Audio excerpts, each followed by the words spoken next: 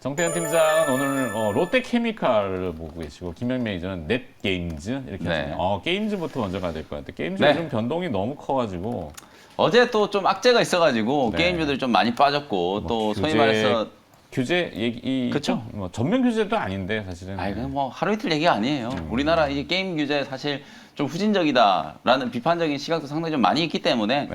뭐 새삼스러운 악재는 아니다. 저는 그렇게 평가를 좀 해드리고 싶고 네.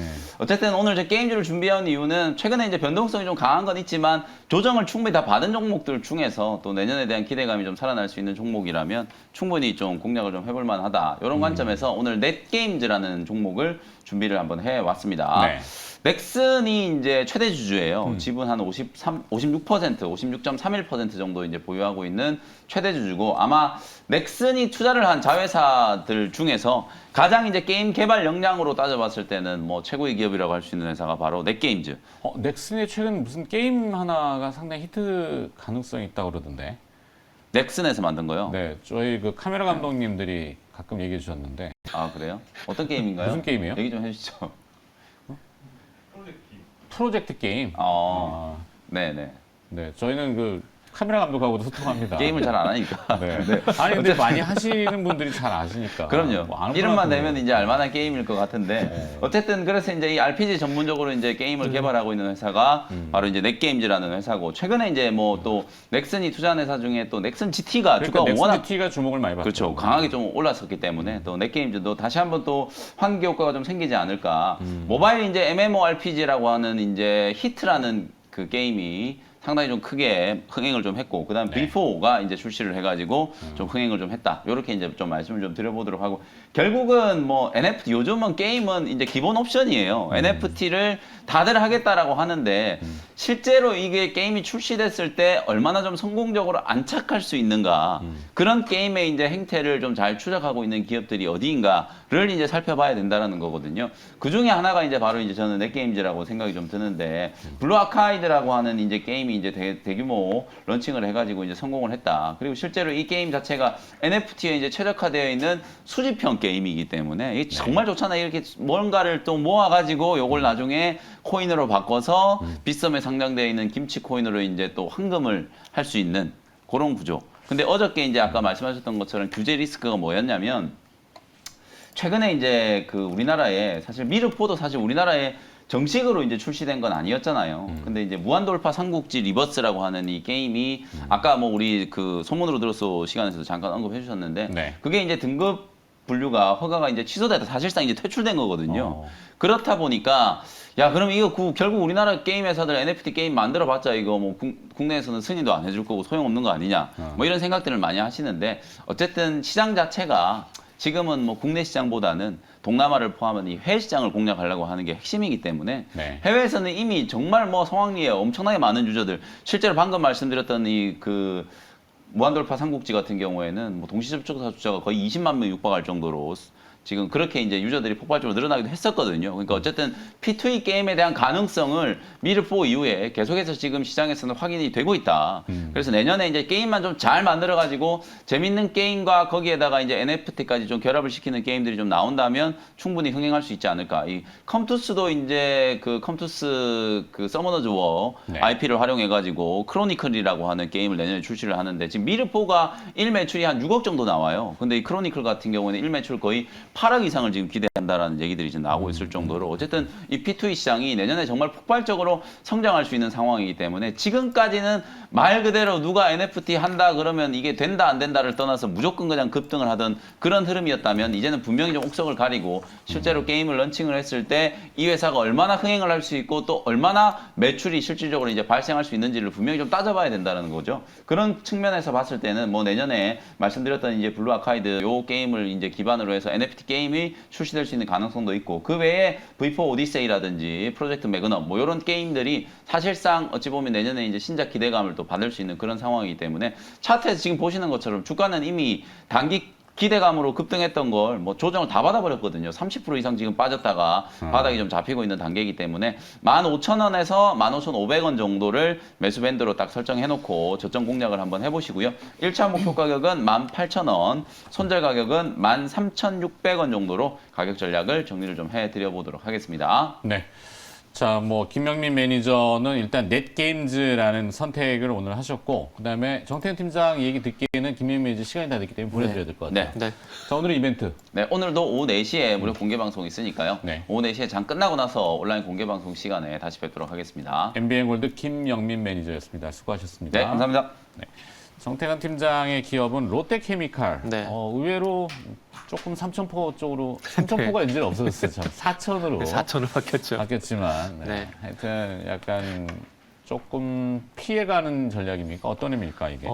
그런 부분도 있고요. 그리고 저는 개인적으로 지난주부터 좀 시장의 특징적인 변화가 그 소위 말하는 주가가 좀 많이 빠지게 되면서 저평가, 그러니까 가치 투자 기준으로 퍼 기준으로 봤을 때 상당히 좀 저평가 들어간 종목들이 최근에 좀 반등이 나서다 보니까 네. 뭐 소위 말하는 저평가 대형주 이런 쪽으로 좀 관심을 가지면 좋지 않을까 판단에 뭐 여러 종목이 있지만 그 중에서 롯데케미칼을 준비를 좀 했습니다.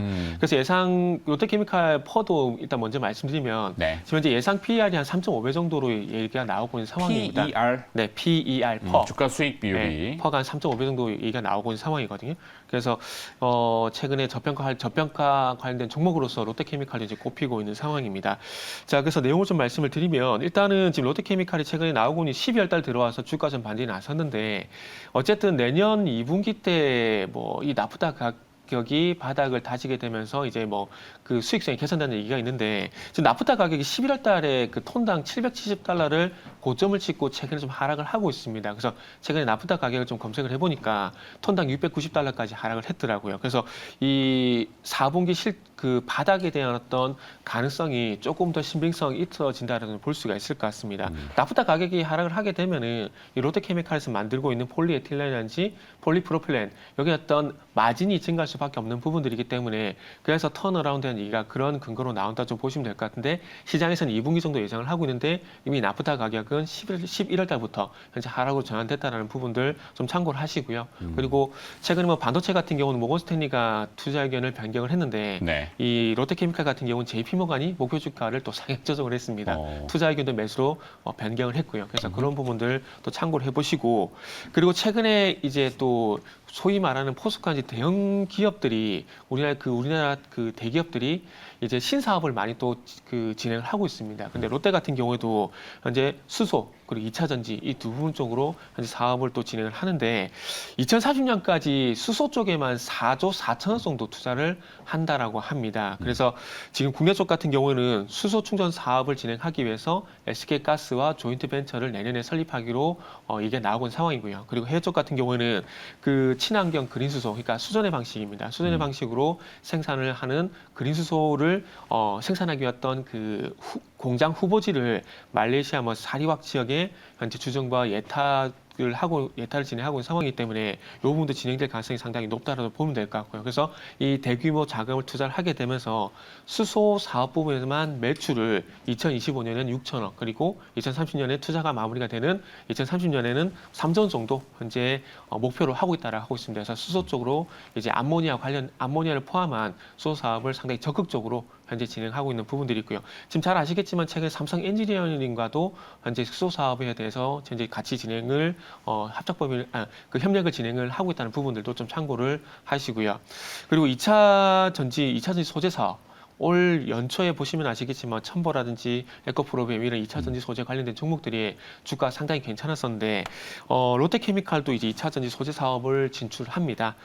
전액 유기용매라고 할 수 있는 에틸렌 카보네이트 그리고 디메틸 카보네이트 생산 시설을 현재 건설할 계획인데 네. 2023년 하반기에 완공이 될 예정이라고 합니다. 회사에서는 2023년 하반기에 완공을 현재 목표로 진행을 하고 있고요. 그래서 앞으로 이 화학에 대한 부분들도 중요하겠지만은 이 화학의 플러스에서 시너지 효과를 수소와 그리고 2차 전지 쪽으로 현재 목표를 하게 되면서 사업을 박차해 나가고 있다는 부분들 좀 참고를 하시면 될 것 같습니다. 네. 그래서 마지막으로 뭐 가격 전략을 좀 말씀을 드리면 뭐 서두에 말씀드렸듯이 롯데케미칼의 현재 그 주가 흐름이 12월 달 들어와서 어쨌든 반등 흐름이 현재 나오고 있는 상황이고요. 현재는 조금 돌려고 반전하려고 하긴 네네. 하네요. 예. 그러면서 지금 22만 8천 원 정도에서 기간 조정을 거치고 있는데 아마 21선과 이격 조정이 마무리가 되게 되면은 뭐 추가 반등 시도가 나오지 않을까라고 좀 생각을 하고 있습니다. 기술적으로는 네네. 분석해 보면은. 네. 그래서 매수가 그래서 가격 전략을 말씀을 드리면 매수가 같은 경우에는